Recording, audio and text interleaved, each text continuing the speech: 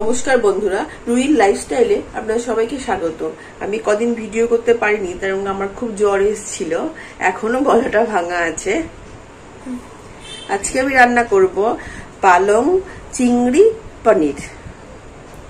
আজ পালং শাক কি রান্না করতে যা যা লাগছে সেগুলো আমি একটু বলছি। পালং শাকের মধ্যে আমি পেঁয়াজ, রসুন আর কাঁচা লঙ্কা একসঙ্গে বেটেছি। পালং শাক দিয়ে একটা গোটা রসুন দিয়েছি, একটা গোটা পেঁয়াজ দিয়েছি আর 4টে কাঁচা লঙ্কা দিয়েছি, দিয়ে বেটেছি। আর পনিরগুলোকে আমি ভেজে রেখে দিয়েছি, চিংড়িগুলোকে আমি ভেজে রেখে দিয়েছি। সর্ষের তেল লাগছে টমেটো কুচি, এটা হচ্ছে গরম মশলা, জিরে গুঁড়ো, হলুদ, বাটার আর লবণ। আর ফোড়নে লাগছে হচ্ছে শুকনো লঙ্কা, দারচিনি, তেজপাতা, 5 ফোড়ন আর একটু চিনি। চলুন এবার গিয়ে রান্নাটা করি। কড়াইটা বসানোই আছে, আমি এবার গ্যাসটা জ্বেলে দেব। খুন্তিটা পড়েই গেল। এবার কড়াইটা একটু গরম হোক। কড়াই গরম হয়ে গেছে, এবার আমি সর্ষের তেলটা দিয়ে দেব। 4 চামচ সর্ষের তেল দেব। তেলটা একটু গরম হোক। তেলটা আমার গরম হয়ে গেছে, আমি চিনি দিয়ে দেবো। প্রথমে চিনিটা দিয়ে দেব, তারপরে 5 ফোড়নটা দেব, এবার তেজপাতা আর দারচিনি, শুকনো লঙ্কাটা গোটাই দিয়ে দেব। ফোড়নটা একটু ভাজা ভাজা হোক। ফোড়নটা ভাজা ভাজা হয়ে গেছে, আমি এবার টমেটো কুচিগুলো দিয়ে দেব। আমি একটু লবণ দেব, ছিটে আসতে গায়ে যাতে না আসে। একটু লবণ দিয়ে দিয়েছি। আমি একটু ঢাকনাটা দিয়ে দেবো। ঢাকনাটা খুলবো। টমেটো গুলো মজে গেছে। টমেটো যদি না মজে না, তাহলে কাঁচা কাঁচা গন্ধ ছাড়বে। এই জন্য টমেটো গুলোকে মজার জন্য আমি ঢাকা দিয়ে রেখে দিয়েছিলাম। আমি গ্যাসটা সিমে দেবো, দিয়ে আমি এই যে পালং শাক, রসুন, পেঁয়াজ, কাঁচা লঙ্কা বাটা, এটা আমি দিয়ে দেবো।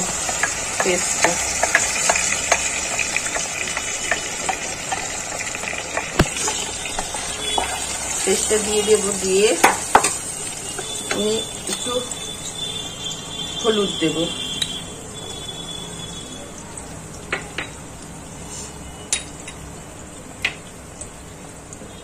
আমি একটু জিরে গুঁড়ো দেব। হলুদ দিয়েছি, জিরে গুঁড়ো দেব। আপাতত এখন কিছু দেব না। লবণটা আমি একটু পরে দেবো। আবার একটু নাড়াচাড়া করবো।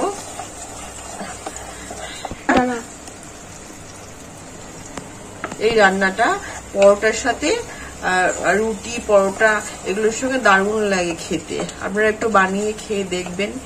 আমার এই অনুরোধটা একটু রাখবেন। আমার বাড়িতে আমি একবার বানিয়েছিলাম, টেস্ট হয়েছে। আমার বাবা বলছে খাওয়া যাবে তো মা রান্নাটা। আমি এবার ঢাকা দিয়ে দেব। এবার আমি ঢাকনাটা খুলবো, একটু নাড়াচাড়া করে দেবো। পালং শাকের একটা কাঁচা গন্ধ আছে, এই গন্ধটা যাতে চলে যায়। পালং শাকটা একটু ভাজা ভাজা হয়ে গেলে পালং শাকের যেটা কাঁচা গন্ধ থাকে সেটা যাতে চলে যায়, তার জন্য সেজন্য একটু ভালো করে ভাজতে হবে যাতে গন্ধ না লাগে। আমি এরপর চিংড়ি মাছগুলো দিয়ে দেবো। ভেজে রাখা ছিল নুন হলুদ দিয়ে চিংড়ি মাছটা ভেজে রাখা ছিল। চিংড়ি মাছটা আমি দিয়ে দিলাম। আমি আবার ঢাকনা দিয়ে রেখে দেবো। এখনো জল আছে, কিংবা এখনো গন্ধ ছাড়ছে, কিন্তু দারুণ একটা গন্ধ ছাড়ছে।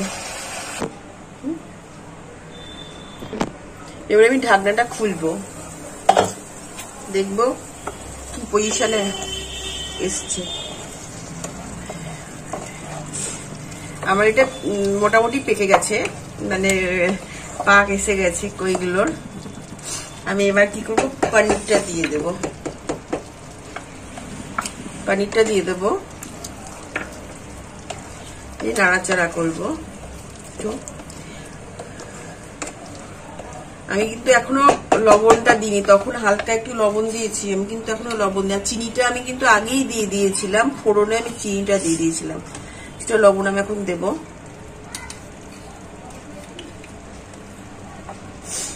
আপনারা আপনাদের স্বাদ মতো লবণটা দেবেন। আমি লবণটা আমার স্বাদ মতো দিলাম। আর কাঁচা লঙ্কা, এটা শুধু কাঁচা লঙ্কা দিয়ে হবে। কাঁচা লঙ্কাটা তো আমি আগেই বাটার মধ্যে দিয়ে দিয়েছি। দেখুন দারুণ হচ্ছে কিন্তু, আর সেন্ট যা বেরোচ্ছে না।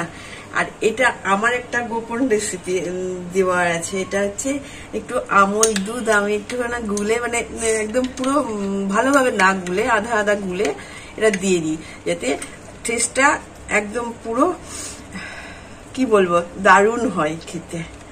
এটা আমি দিই, এটা আমি দিয়ে দিলাম। আমার একটাই অনুরোধ আপনাদের কাছে, একবার রান্নাটা করে খাবেন।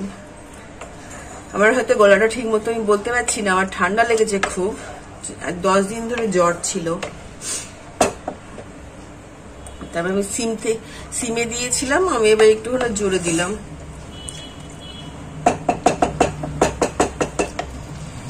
এবার আমি গরম মশলাটা দিয়ে দেবো।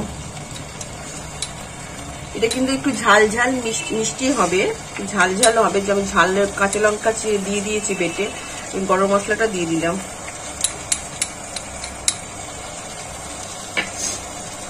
আমি সামান্য একটু বাটার দিয়ে দেবো। এটা পরোটা, রুটি, রুমাল রুটি, যে কোনো জিনিসের সঙ্গে খেতে, শুধু ভাত পোলাও এগুলোর সঙ্গে চলবে না, ভাত পোলাও এর সঙ্গে চলবে না। কিন্তু আমি একবার বাড়িতে বাবা মাকে করে খাইয়েছিলাম, তখন ওরা প্রথমে বলেছিল বাবা মা খেতে পারবো তো, পরে বলছে দারুণ হয়েছে। সত্যিই দারুণ হয়েছিল। আমি আর 2 মিনিটের মতো ঢাকনাটা দিয়ে দেবো। আমি এবার ঢাকনাটা খুলবো, খুলে দেখবো। রান্না আমার অলমোস্ট ডান হয়ে গেছে রান্না। আমি এবার নামিয়ে দেব, গ্যাসটা অফ করব। আমি এবার এই প্লেটটার মধ্যে, ডিশটার মধ্যে ঢেলে দেব, পুরো ডিশটার মধ্যে ঢেলে দেব।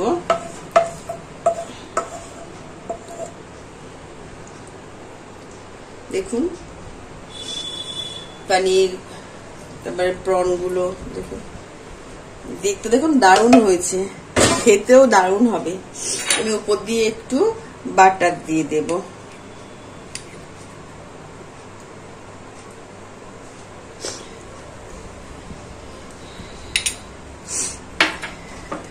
দেখুন আপনারা সবাই দেখুন, দারুণ হয়েছে। একবার অন্তত একবার বানিয়ে খাবেন আপনারা। পরোটা, লুচি, নান, যে কোনো যার সাথেই হোক বানিয়ে খাবেন। এই রান্নাটা যদি আপনাদের ভালো লেগে থাকে, লাইক, শেয়ার এন্ড সাবস্ক্রাইব করে দেবেন প্লিজ।